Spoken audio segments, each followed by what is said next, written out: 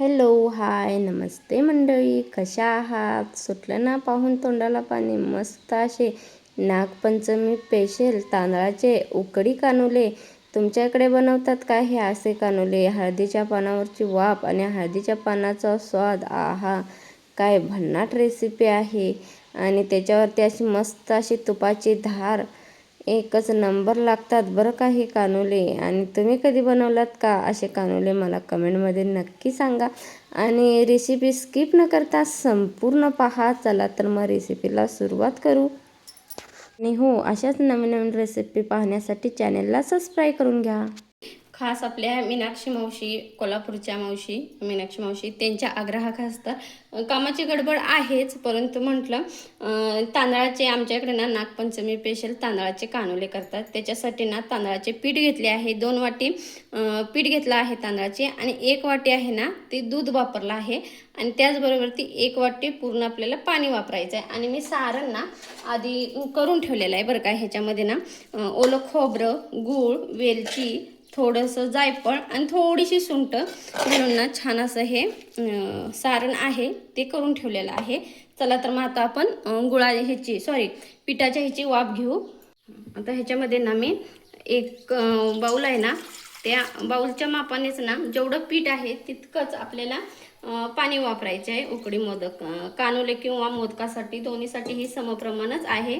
आता त्याच्यामध्येच ना मी 1 बाऊल पाणी वापरते, म्हणजे आपले 2 बाऊल झालेले आहेत. आणि त्याच्यामध्ये तांदळाचे पीठ आहे ते 2 बाऊल वापरायचे आहे. आता छान पाण्याला थोडीशी उकळी यायची आहे. उकळी आल्यानंतर आपल्याला चिमटभर मीठ टाकायचं आहे. बंद करा. ह्याच्यात ना थोडंसं चिमटभर आपण मीठ घालायचं आहे. पाण्याला उकळी आलेली आहे, तुम्ही बघू शकताय. आता पाण्याला उकळी आली की पटकन ह्याच्यामध्ये जे पीठ आहे ते वैरून घ्यायचं आहे बरं का. आणि रवीच्या साह्याने छान असं पीठ पूर्ण हे करून घ्यायचं आहे, शिजवून घ्यायचं आहे. इथे बघू शकताय तुम्ही.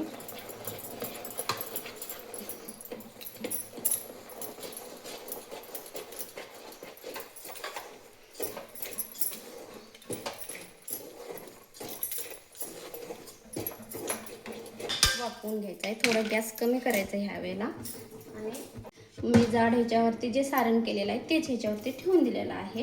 आणि आता 1-5 मिनटं ह्याला वाफ आणून देऊ. इकडे पहा, हे आता ना असं गार झालेलं आहे आणि वाफ ही बसलेली आहे बरं का. तुम्ही बघू शकताय छान अशी वाफ बसलेली आहे. आता हे तेल ना थोडं थोडं पीठ आपल्याला काढून घ्यायचं आहे बरं का.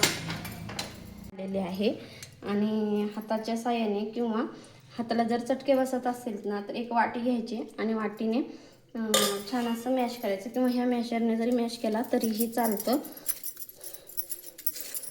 असं मॅश करून घ्यायचं आहे आपल्याला पीठ हे. तर मग या पद्धतीने मी सर्व पीठ मॅश करून मळून घेते चांगलं. वाटीच्या साह्याने पण दाखवत आहे बरं का. आपल्याला जर मॅशरने जमलं नाही ना तर असं वाटीने चांगलं मॅश करून घ्यायचं आहे पीठ. म्हणजे काय होतं, व्यवस्थित मॅशही होतं आणि आपल्याला पीठ मळलंही जातं.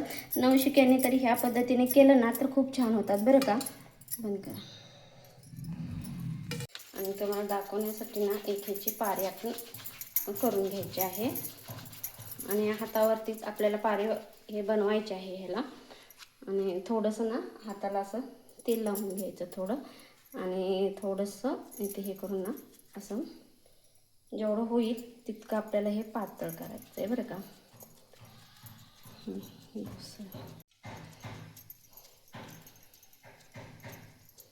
हे पहा, इथे ना या पद्धतीने आपल्याला बनवून घ्यायचे आहे. थोडंसं जरी चीर पडली ना तरी ह्याला आपल्याला वाफवायचंच आहे.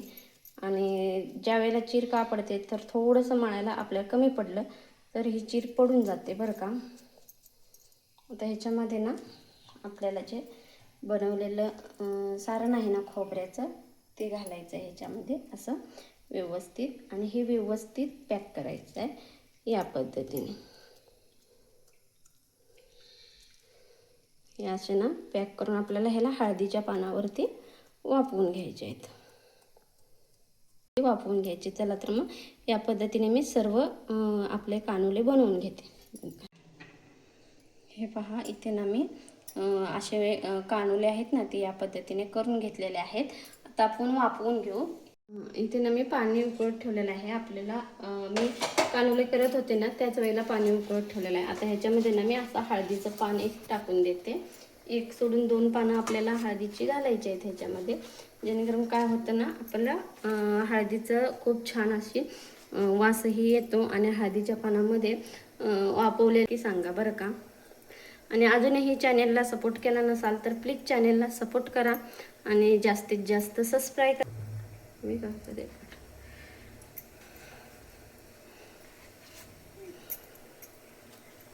आता ना हे पान आहे ना ते ह्याच्यावरती असं घालायचं आहे आणि हे ताट असं घालून ह्याच्यावरती छान असे वाफावून द्यायचे.